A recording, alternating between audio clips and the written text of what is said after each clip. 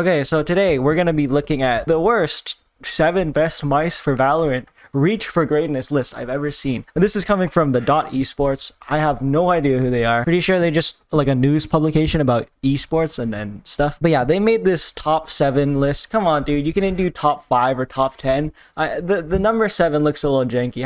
Okay, how much were you rushing on this? We're gonna see. I've never seen this before. Like, this is literally my first look at it because I'm looking for a new gaming mouse for Valorant, of course. I'm using my dad's old work mouse. It's so bad, it literally bricked my computer when I did a flick. So yeah, I'm in the market for a new one. So I just decided to search a best gaming mouse for Valorant, and we're gonna see. So the first one on the list is...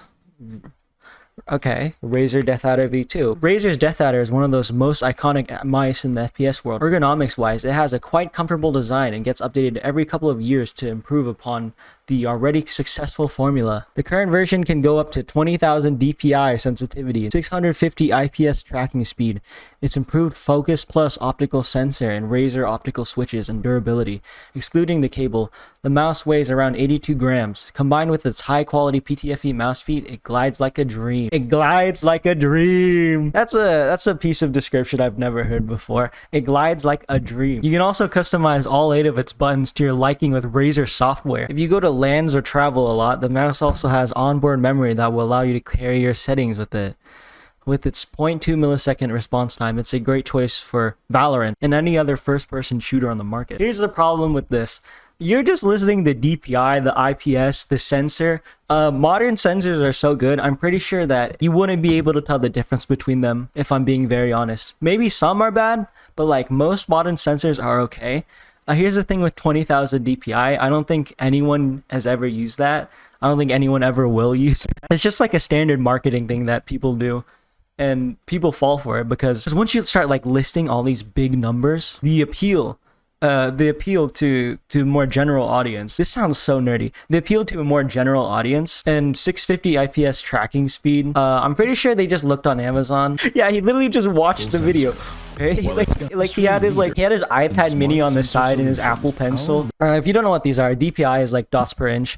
It's the amount of dots your mouse moves per inch, and IPS is inches per second. It's like how many. It's like the tracking speed is how many inches it can handle per second. I'm pretty sure you're never gonna accelerate beyond 650. Could be wrong though. This is all just like marketing jargon that really plagues like the basic peripherals. He's just like throwing around buzzwords to like appeal to more people. Dude, if I was looking at this like a top 7 list, I wouldn't know what any of this is in the first place. Okay, the next one is... oh god. Logitech is another brand that has a special place in the FPS community. Its MX518 is one of the most iconic mice in the genre. I'm not looking for a goddamn history lesson. I want to know how I can get out of gold in Valorant. The G502 sat on the throne with its advanced optical 16K hero sensor. All of these sensors are advanced optical. Jesus Christ. The mouse can go up to 1600 DPI. You don't really need that. Tracking speed of 400 IPS.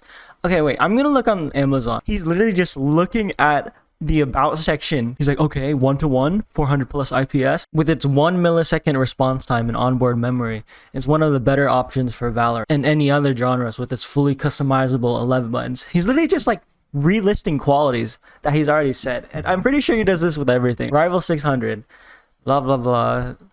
Detects any liftoffs and prevent tracking while the mouse is in the air. Its main sensor can go up to 1200 DPI in response of 1 millisecond with its 350 IPS tracking speed and 96 gram base weight. It's one of the top picks for aspiring Valorant players. Literally every modern one is coming out with these features. Every modern mouse has 12,000 DPI and some IPS tracking speed. But what people take into account most is the looks. Like, look at the RGB here. Look at the logo and stuff. Look how like oddly shaped it looks. Whereas when you look at something like the G Pro, this looks really boring. But like, it literally has the same features. I just don't get it. The mouse also comes with onboard. Do you know like when you're trying to stretch out your essay, you add just like all kinds of stuff that you read off the Wikipedia page? This is that list. He doesn't have any body essay. It features a total of 7 buttons. All of them are fully customizable. You can even program the scroll wheel inputs to increase the number of buttons to 9. Thank God I have 9 buttons on mine. If you really think you need all 9 buttons, let's say you really want to get these. If you're fine without 9 buttons right now, I think you'll be fine without them. You don't really need this feature. Okay, the next one. Okay, the Viper Ultimate. This one makes sense. Combined with 20,000 DPI and 1,000 Hz polling rate, the Viper has a straightforward ergonomic design. Its optical switches that use a light beam technology allow the mouse to have a response rate of 0.2 milliseconds. It can go up to 20,000 DPI with a 1,000 Hz polling rate. Combined with a 600 IPS tracking speed and a 74 gram weight, it's one of the best wireless mice you can get for Valorant.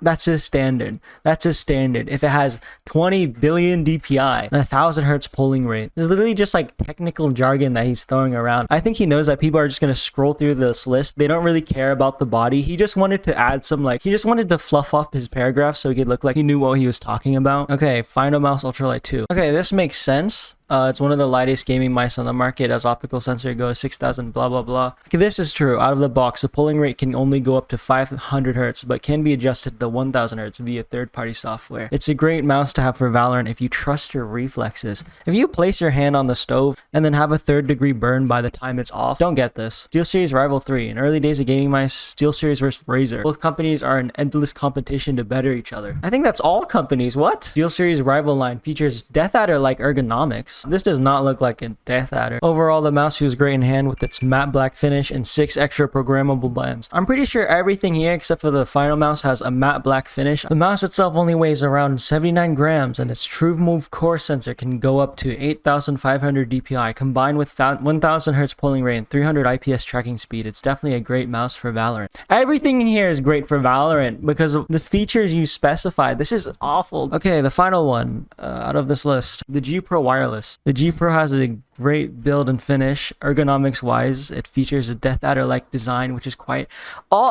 you just did the same thing here. Just get the Death Adder then. Its light speed wireless technology assures the highest level of responsiveness, challenges all the cabled variants with its 1 millisecond response time. With its Hero 16K sensor, Lightspeed wireless technology assures one of the highest level of responsiveness and challenges all the cabled variants. Wireless mice used to be quite heavy due to having more parts in them. The G Pro only weighs around 80 grams and is quite comfortable and is quite portable with its removable cable. Of course it's removable, it's wireless. The mouse has a total of 8 buttons that are all fully programmable via the Logitech software. The package even includes extra side buttons in case they wear down over time. This is obviously just like an affiliate link. This is obviously just like an affiliate link grab. They state that like at the very end, this article includes affiliate links which provide small compensation. If I'm being honest, they probably just searched gaming mouse on Amazon and threw it on a list. But look how outdated this is. This is from like April 9th, 2020. That's crazy. But even if, I'm pretty sure this list still wouldn't change, except for like the super light. That was probably one of the most painful experiences of my life. I think one thing I would definitely do differently about this list is everything. Like it's so